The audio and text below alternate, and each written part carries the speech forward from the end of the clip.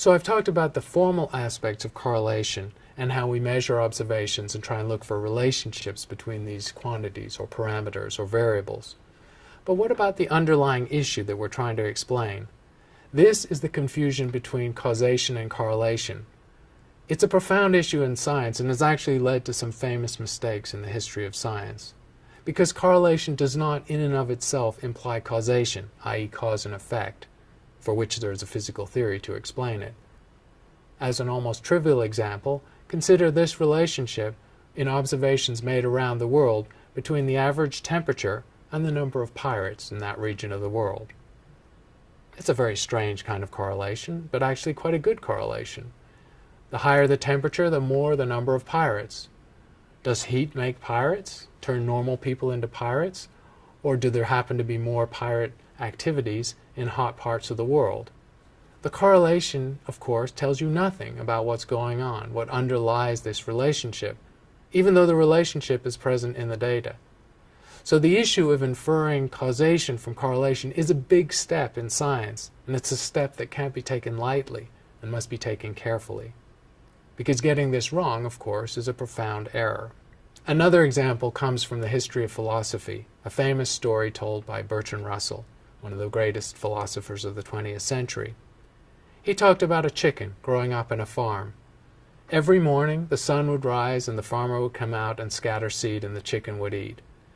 The chicken, being of small brain, naturally associated or correlated the rising sun with being fed and eating, a good outcome. And so over time, as days went by and weeks and months, the chicken made a quite plausible connection between this correlation and a causation. The rising sun was obviously making the farmer come out and feed him. But one morning, however, the sun rises and the farmer comes out and wrings the chicken's neck for the dinner table that night. The chicken has suffered a catastrophic failure of logic because it has confused correlation with causation. Another example comes from the era of Margaret Mead in anthropology in the 1930s in the South Pacific. Margaret Mead observed that there were some South Pacific islanders that actually put head lice into their children's hair. This seemed like a very strange behavior, one she couldn't explain, made no sense, until she realized that when children have fever, their heads become hot. And the temperature range that lice will accommodate is fairly narrow. So when a child has a fever and is sick, they never have head lice. And so the islanders, in this case, were using head lice to try and ward off a fever. A very strange behavior, but a confusion of correlation and causation. As an example of unavoidable uncertainty, we should recognize that probability and chance play a role in science, in observation and in data.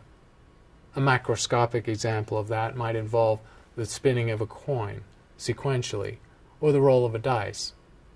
The probability of a coin toss is always 50%, assuming the coin is unaltered. And that is true no matter how many times the coin has been tossed. Understanding how these probabilities or uncertainties relate to each other is an important part of science. It's a common fallacy in the everyday world, which lets places like Las Vegas make a lot of money, that if, for example, you've had a series of rolls of the dice without a 6, maybe a large number of them, a 6 is somehow more probable. A 6 is always a 1 in 6 chance with a roll of the dice. Just as a coin toss that leads to 10 heads in a row still has a 1 in 2 chance of producing the next toss to be a heads.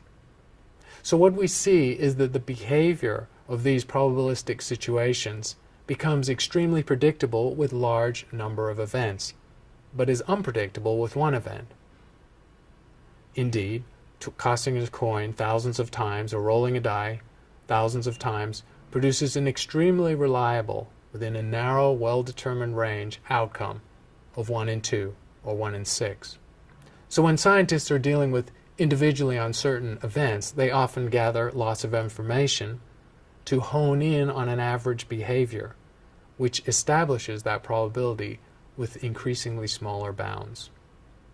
The microscopic situation, dealing with the last layer of uncertainty, involves, for example, radioactive decay. The half-life of a radioactive element is the well-determined time in a physics experiment within which half of the atoms in any sample will decay into a different byproduct, usually a lower mass element. That's a well-determined number, accurate to several decimal places in precision.